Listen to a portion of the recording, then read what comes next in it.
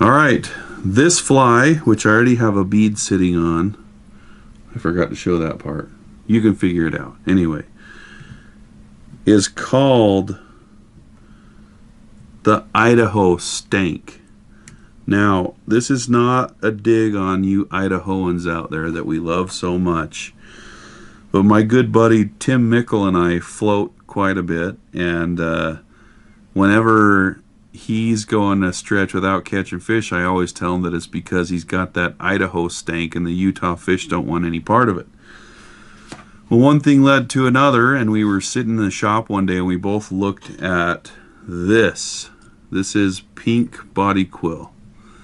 And there was something about this color, this light color of pink, and he had been fishing Perdigons a little bit. So this is basically just a Perdigon pattern, but it is the Idaho Stank pattern. So one of the keys here is we were fishing it in pocket water. So this is a size 18 hook, and I believe this is a 2.8 millimeter bead on it. So it's got a pretty dang big hook. I don't know what size Tim fishes. That's not important because mine outfish his. But anyway, I think Tim ties it with like a red underbody of red thread, but I'm just going to do the whole thing out of body quill.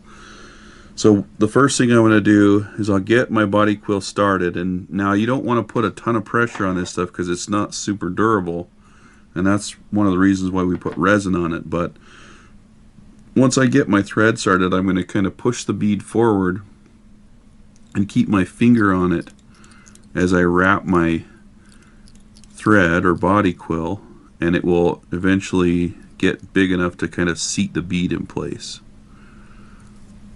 Just like that. Okay, now once I've put that many wraps in the body quill, I need to unwind it, because the more it twists up, the more likely it is to break. So once I get about right here, I'm going to tie in a tail. So I'm just going to take some Coq de Leon, just a few fibers. And this is basically the technique that old Jared Church uses. I've seen it on his flies a bunch, but very few tails. I'm probably using more than he likes, but just like a tiny little sliver. And I'm going to just kind of measure how long that needs to be, pinch it in place, and then wrap it.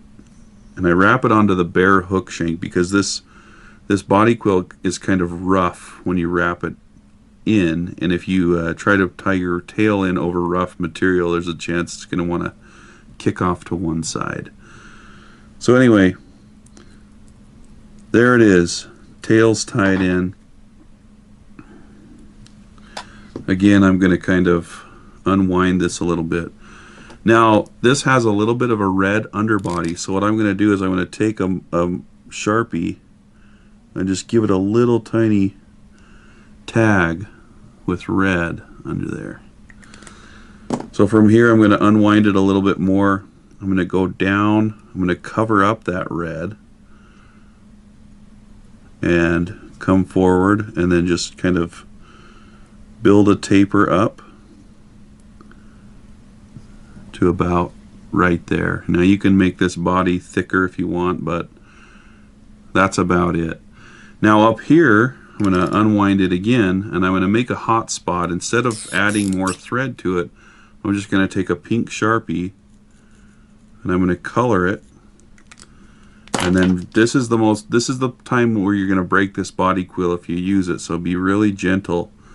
I'm just going to throw on a whip finish, and that creates another little tiny hot spot up by the head. So if you were to fish this fly as is, it would fall apart in like 2 casts. So I'm going to take some flow, and I'm going to treat it with flow. So I'm just going to put a little bit on and rotate my hook as I do this and kind of distribute it around.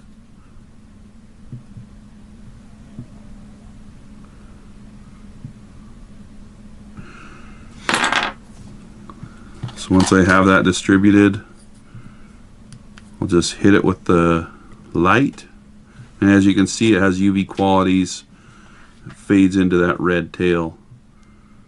So once you hit it with the light, you know, my version had dubbing on it, but Tim's version fished a little bit better with no dubbing at the head. That's basically it. But this stupid fly, the old Idaho Stank, was a trip saver a few trips back. So tie them up. You can load up a box with these in no time.